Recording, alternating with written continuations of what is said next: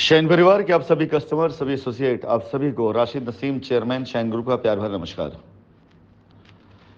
साथियों, आप सभी समझदार हैं और आप सभी ये बात अच्छे से जानते, कहावत है कि गलत इलाज होने से बेहतर इलाज ना हो।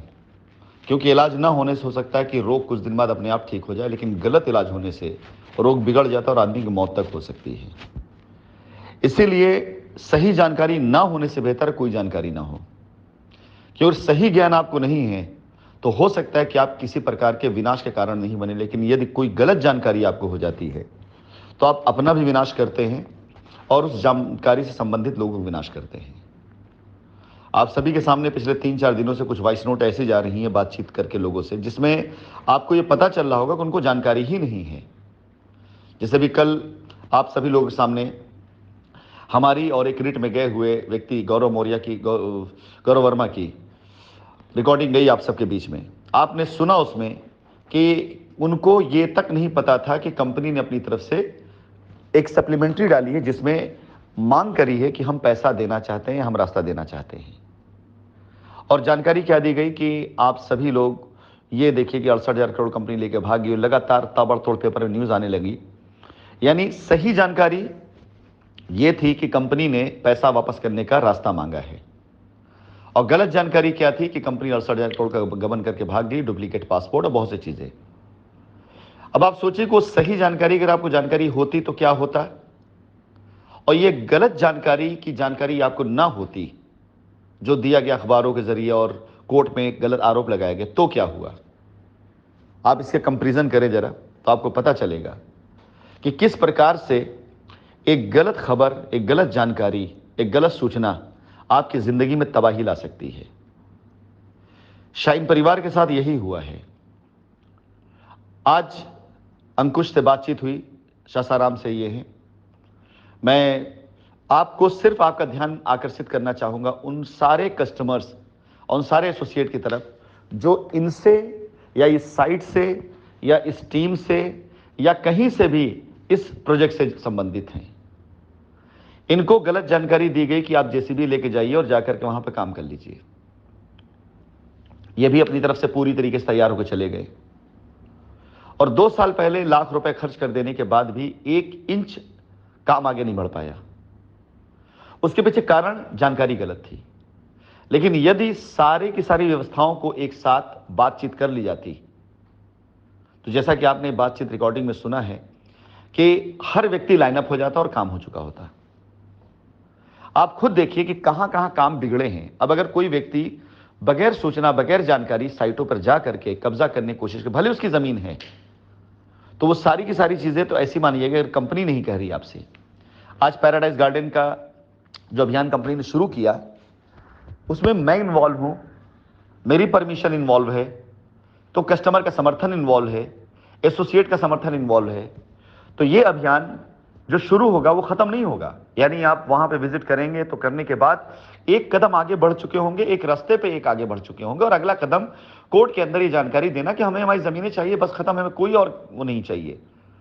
और हम कोर्ट के अंदर मजबूती से बात कहेंगे कि हमारे कस्टमर हमारे पास आ रहे, जमीन मांगने हमें, आप या तो हमें परमिशन दे दीजिए कि जाइए आप कब्जा दे दीजिए, अन्यथा हम कब्जा देना शुरू करते हैं अगर आपको कोई आपत्ति नहीं है। और मैं आपको बता दूं कि कानूनन ऐसे लोगों के लिए हमें कोई बंदिश नहीं लगाई गई है जो कोर्ट में नहीं गए हैं। लेकिन न्यायालय के समक्ष यह बात रखना बहुत आवश्यक है कि किस प्रकार से लोगों को भ्रमित किया गया है गलत जानकारियों से। शाइन सिटी की जो आज स्थिति बनी है, उस स्थिति में गलत जानकारी और गलत जानकारी के जनक और प्रचारक, इन दोनों का बहुत बड़ा रोल है। गलत जानकारियों को जन्मा गया, तैयार किया गया, स्टोरी बनाई गई, और वो स्टोरी बना करके आपके बीच में प्रचारित कराई गई ऐसे चेहरों के जरिए जो चेहरे विश्वास के पात्र हुआ करते थे, जो चेहरे मेरे खास हुआ करते थे। तो लोगों को यह लगने लग गया कि जब ये लोग ऐसा कह रहे हैं तो हो सकता है यही सच्चाई हो। और आज आप खुद देखना 4 सालों में कि किस प्रकार से एक एक आरोप खंडित होते चले जा रहे हैं। फिलहाल बिहार के लोग तैयारी कर लें। बहुत जल्दी जिन्होंने कोई कंप्लेन, कोई एफआईआर नहीं करी हुई है, उन सभी लोगों के लिए बिहार का भी अभियान शुरू होने जा रहा है। चाहे कोई जिला हो, रोहतास हो, पटना हो, मुजफ्फरपुर हो, गया हो, कोई भी जगह हो, कहीं पर भी कंपनी की जमीन है जिसे कस्टमर के नाम पर रजिस्ट्री करा दी गई है, सबसे पहले कंपनी उन प्लॉटों पर रजिस्ट्री और उसका कब्जा देने का प्रयास शुरू करने जा रही है। आप सभी कस्टमर को कुछ नहीं करना है, संगठित होना है और सभी एसोसिएट संगठित होना है।